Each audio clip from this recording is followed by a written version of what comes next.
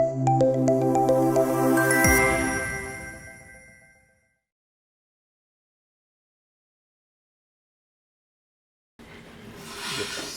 Good afternoon, everyone. Reuel from Africa Finance Corporation. It's like financial close is like the last mile of a marathon. So effectively, I think Taco has taken you through some of the steps. These are what I would call the technical steps that you have to go through to get to financial close. But I think kind of what is more important is what you don't see on that slide. It is the resilience, is that energy that you need from all of the partners that are needed in that slide, and that are needed in that slide, because they all have to come together at the same time, in sync, with the right objective of closing at the same time. And if you look at it, you have government. So government plays a very important role in providing the necessary support. I think earlier on, Donovan talked about the project starts when the economic zone does what it's supposed to do.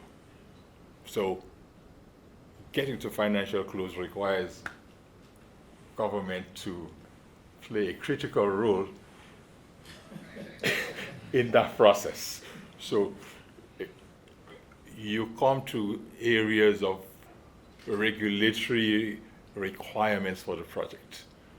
Government plays a significant role. And there are times when not everybody is running at the same pace. Not everybody has that same energy in this last mile that you are trying, the race that you are trying to run to get to the end game. And I think one of the things that in our experience as AFC is, how do we facilitate this last mile? How do we bring energy in all of the different parties that are involved? How do we look at the end-to-end of the project in order to not only get to financial close, but to ensure that what happens after financial close, which is equally as important as what happens in financial close, happens successfully. So from that perspective, from an AFC perspective, we would look at what are you doing in this phase? How can we support you? Is there something that we can do?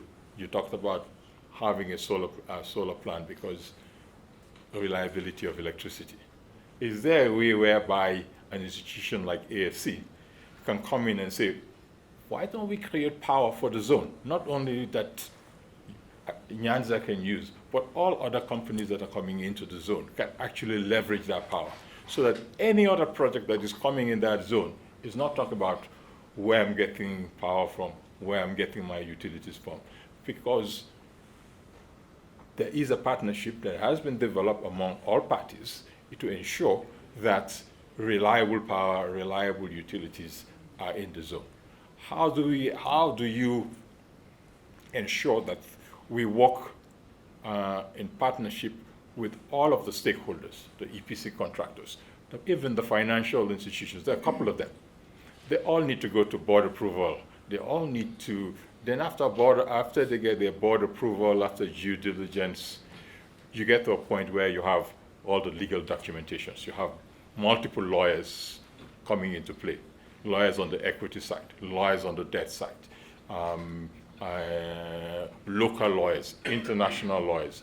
They all have to come together in sync. How do you manage that process to ensure that all of these people can work in tandem to that timeline? That timeline, if it has to be met, requires that strong collaboration among all of the parties. So I think at the end of the day, navigating financial close there is a soft side of it that sort of goes beyond, getting that last burst of energy to be able to sort of get us to the end goal. What does that require? It requires commitments. It requires compromises. It requires balancing between what the project needs, what the sponsors needs, what the financiers needs, what government needs, And there are compromises along the way, because at the end of the day, what you see on that slide is just what the technical details. There are going to be conditions precedents at the end of all of the documentation that is ongoing, that will happen. Even your due diligence will come up with, oh, you didn't think about this. Why shouldn't we include this in the project?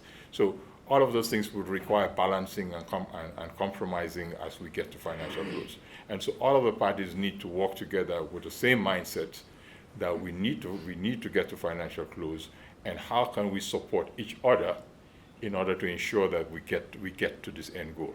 So I think that's a message I think I really want to bring as beyond just the technical details of getting to financial close, which is, the textbook steps to get there.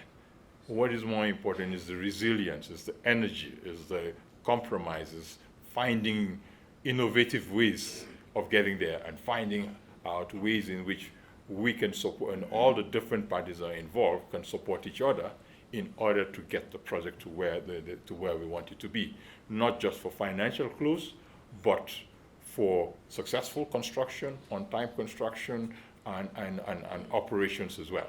So that all of these things need to come together in a manner that would ensure that not only we get to financial close, but we actually have a successful project at the end of the day. Thank you very much.